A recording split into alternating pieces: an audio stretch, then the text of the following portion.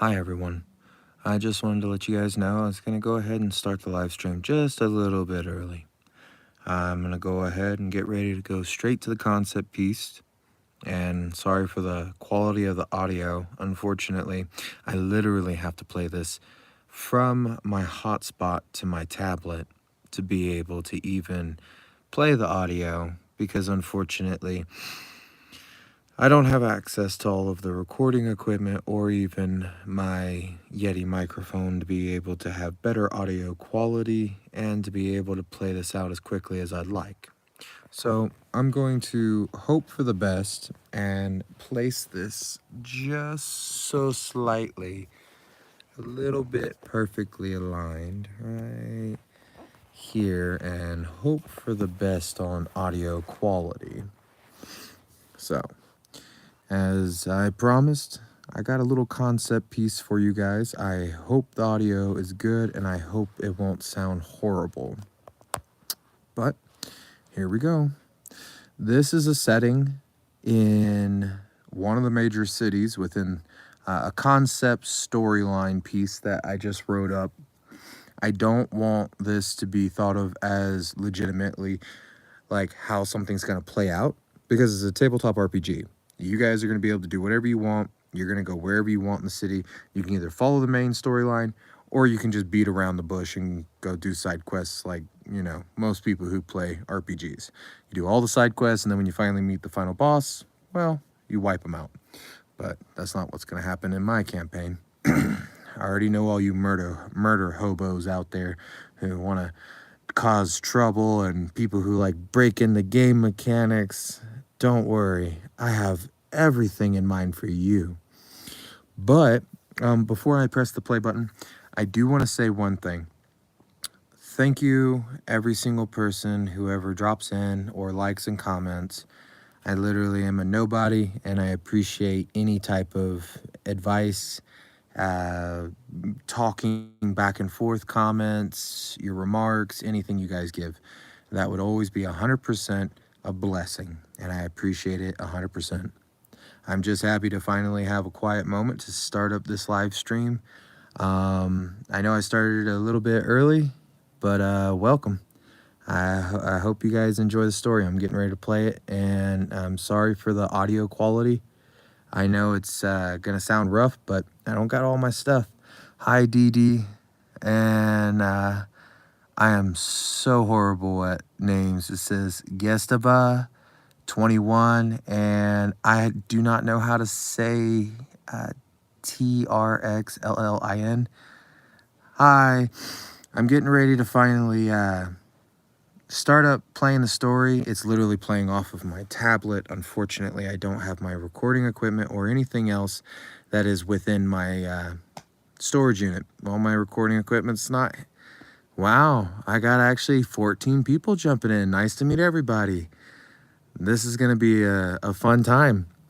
I hope the audio is going to be good enough for you guys, and I hope that you guys enjoy it. If you guys 60 subs, yep, I know, 60 subs. It took forever. I'm actually quite happy to see everybody here, and I'm going to go ahead and press play. It's going to literally be 23 minutes long. I'm not joking. This is a 23 minutes long, and this is just a concept piece. I could easily make this like a 2-hour long actual audio file and all that. But if I do that, I'm going to have to do a couple other programs and stuff. But either way, I hope you guys like it. I'm getting ready to press play. I don't want to ramble on and keep you guys waiting too long, especially since there's 12 viewers at the moment. So I hope you enjoy. I will give you the setting. The setting is in a bar. Hi, Bobcat. The setting is inside of a bar. This is where something's amiss within the city. And at this moment in the city, people are on edge. There's a lot of rumors going on. Nothing official, but people are saying there's like a miasma, bad air, bad things going on. And this is within one of the underground bars, which is during the 1920s time period.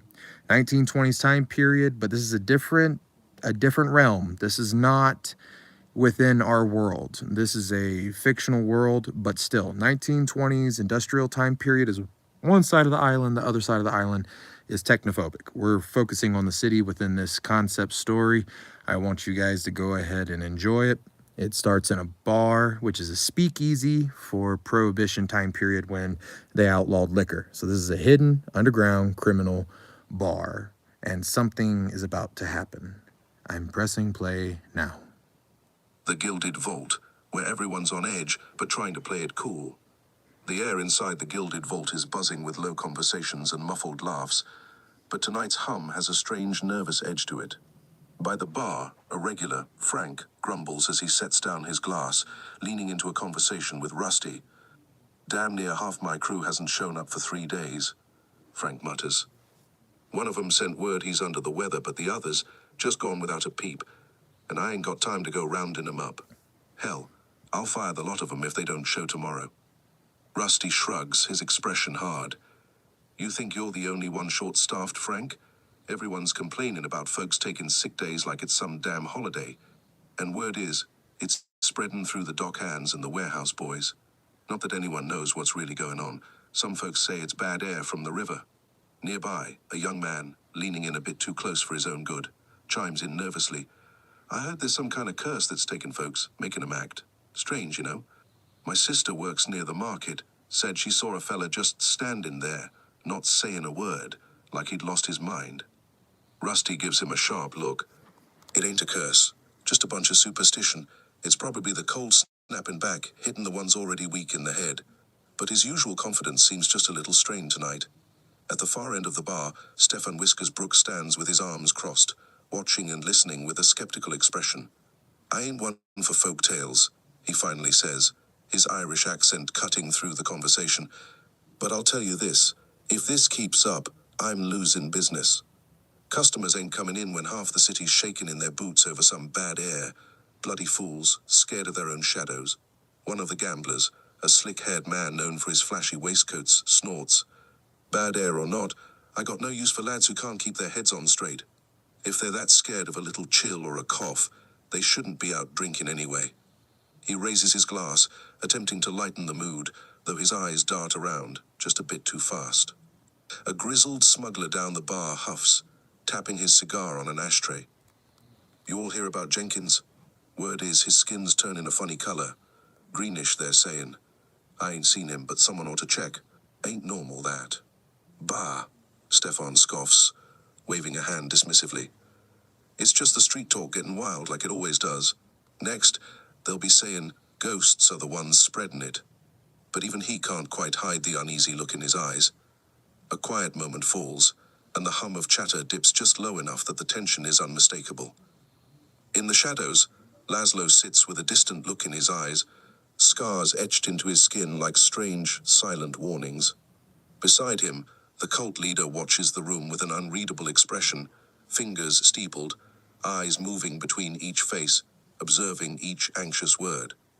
They remain silent, letting the paranoia weave its way through the room like smoke. Rusty finally breaks the silence, muttering, "Maybe folks just need to toughen up. Quit spreading every damn rumor like it's the gospel. Nothing good comes from stirring up trouble." But just as he says it, a young waitress, her voice barely above a whisper, leans over and says, "My aunt, she says it's in the rain. Said she saw men starting to cough soon as they came in, water dripping off their coats." She looks around, fear plain on her face, and pulls back quickly, as if she's said too much. Stefan shakes his head, visibly frustrated now. "Let's get one thing straight. Nobody's dying in here, and if I hear one more cursed word about rain or curses or ghosts, you're out on your ass. Drink, shut up, and let the night go as it will." The room quiets, but the mood is far from relaxed. Little pieces of conversation keep slipping through, enough to remind everyone that the shadows outside feel a little thicker tonight. The cult leader and Laszlo, still silent, share a subtle nod, quietly watching the unease fester in the air, letting the small fears grow without needing to say a word. The murmurs in the Gilded Vault were just beginning to settle, and Stefan was about to turn his attention back to his usual scan of the room when the heavy wooden doors swung open with a loud creak. A man staggered in, his face flushed with anger and nerves, his coat askew like he'd rushed here without a thought.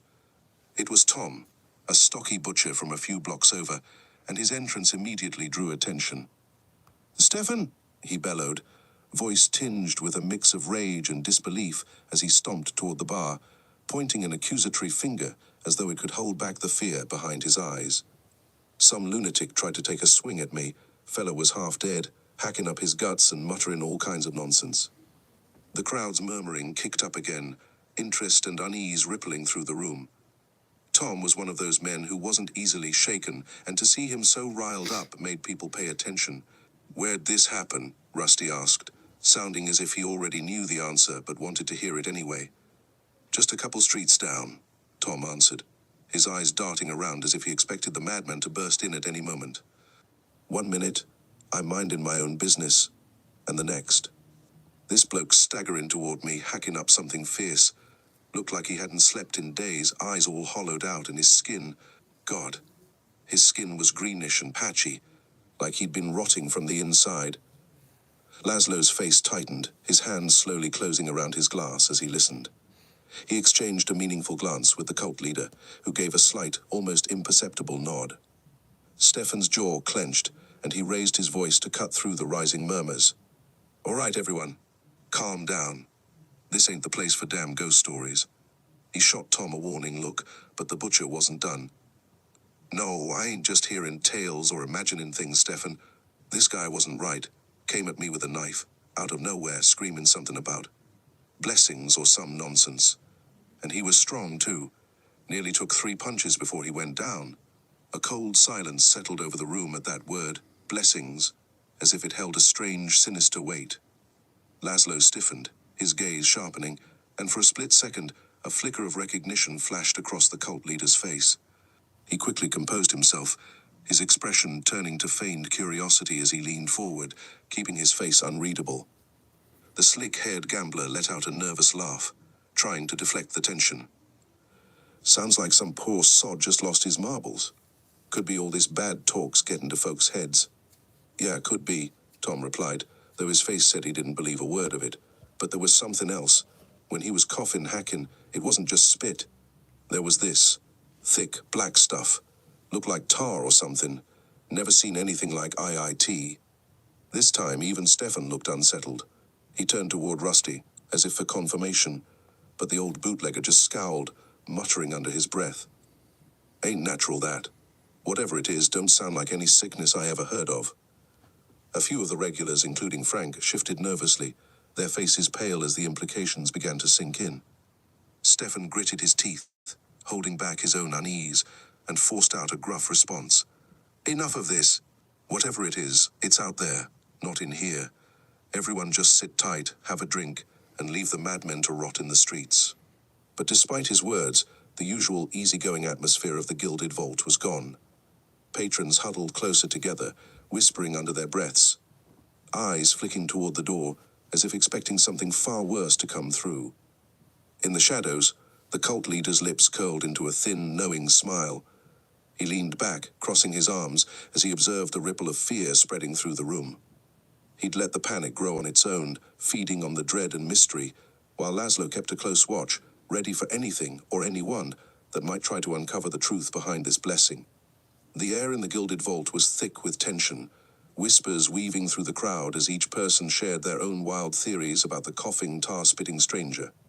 Some patrons were visibly shaken, casting uneasy glances toward the door, while others, too proud to admit any fear, shrugged it off with forced laughter. But then, a wiry, sharp-eyed man named Benny, a known thrill-seeker and part-time runner for the smugglers, stood up, an eager gleam in his eye. "All right, listen here," he said, his voice breaking the hushed chatter. "All this spook talk's making me curious, and hell, I ain't one to shy away from a little excitement. Think I'll go take a peek myself. Can't be worse than the stories you lot are spinning." A few patrons laughed nervously, while others muttered for him to sit down, but Benny ignored them. He pulled on his cap, straightening it with a confident smirk as he threw his scarf around his neck. "Benny, you're mad," Tom muttered, shaking his head.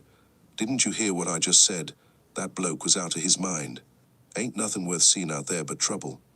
"Ah, come off it, Tom," Benny scoffed, waving him off. "You probably just spooked yourself over a drunk vagrant. Ain't nobody out there that can't be handled." Stefan's cold gaze fell on Benny, and he leaned forward, his voice dangerously soft. "Benny, sit your ass back down. We don't need any more trouble tonight. You go snooping, you'll bring back more than just stories." But Benny's cocky grin widened. "Come on, Stefan, you know me. Besides, it's just a quick walk. I'll be back, before you know it, with or without some tale to tell." He tossed a wink to a few patrons, earning nervous chuckles and eye rolls, and then he was out the door, slipping into the cold night. The moment the door shut behind him, silence fell over the bar like a heavy blanket, and even Stefan couldn't shake a flicker of unease. "Idiot," Rusty grumbled, shaking his head as he took another swig. "Mark my words, he's gonna come running back crying soon enough if he's lucky." Minutes dragged by, each one adding weight to the tension in the room. A few patrons kept their eyes glued to the door, muttering under their breaths, while others leaned forward, half hoping to catch any hint of footsteps. Stefan remained motionless, his gaze fixed on the door with a dark glint, the faintest trace of worry slipping into his usually cold stare. After what felt like an eternity, a faint shuffle sounded from outside. The door opened slowly, and there stood Benny, but the smug confidence was gone from his face, replaced with a wild, haunted look. His face was pale, and he was breathing hard, sweat slicking his brow despite the chilly night. "Benny?" Tom asked cautiously, breaking the thick silence. "What the hell did you see?" Benny took a few shaky steps inside, his gaze darting to each of the familiar faces, as if struggling to process what he'd just experienced. It wasn't right," he whispered, his voice barely more than a rasp. "The guy, he wasn't just coughing. He had tissy on black stuff oozing out his mouth and eyes like he was spitting up tar. And he was muttering, saying things that didn't make no sense. Kept going on about blessings, about being saved." The room fell into dead silence as Benny's words sank in, each person looking at him as though he'd just returned from another world. Stefan's jaw tightened, and he glanced over at Rusty, who returned a grim nod, both of them understanding this wasn't just idle talk anymore. Laszlo's hand tightened on his glass, his face carefully neutral, while the cult leader's eyes gleamed with a perverse satisfaction at the growing dread. Stefan finally broke the silence, his voice low and firm. "All right, that's enough. Benny, sit down and have a drink. Ain't no point in stirring everyone up more than they already are." But Benny shook his head, a hollow look in his eyes as he sat down, muttering to himself, I don't think it's gonna stop with just one, Stefan. Something's real wrong out there, and I ain't the only one who's gonna find out soon enough." Seeing the gilded vault is quieter tonight, yet somehow feels denser with bodies. Patrons huddle in small clusters, exchanging whispers, and though the jazz band plays softly in the corner, their notes barely break through the conversations that fill the room with an anxious hum. Everyone's here tonight because, deep down, they're all feeling it, the unsettling sense that something is spreading in the city, creeping into their lives. Stefan Whiskers Brook is behind the bar, pouring drinks with an air of authority, his hawk-like eyes never staying on one place too long. He senses the unusual heaviness in the room, something worse than the usual street rumors. The door opens, and Benny steps in, his face haggard, eyes darting nervously. He looks more shaken than he did last night. Stefan eyes him as he approaches, leaning in slightly. "Back so soon, Benny? Thought that little midnight adventure of yours would have convinced you to stay put." Benny shivers, rubbing his hands together. He mutters just loud enough for Stefan to hear. "Can't go back, Stefan. Place feels wrong, hell, the whole district does. Didn't sleep a wink." Across the room, Edward Merraway watches the exchange from his table, his face unreadable but his gaze focused. He's flanked by Zane Cox, who leans back with his arms crossed, casting cold glances around the room, as if daring anyone to cross them. Tonight, Edward's interest in the bar's usual dealings has faded. Something else is pulling his attention. William Cypher sits at the far end of the bar, swirling a glass of whiskey. He notices Benny's shaken state and smirks to himself. William thrives on these moments, when the world around him begins to fray. He leans in, catching Benny's eye. "William, so tell us, Benny, what exactly did you see out there? It must have been something to rattle you like this." Benny shifts uncomfortably, glancing around before answering, his voice barely a whisper. You wouldn't believe me, even if I told you, William. William's smile widens, his eyes gleaming with intrigue. Oh, try me. I live for tales like these.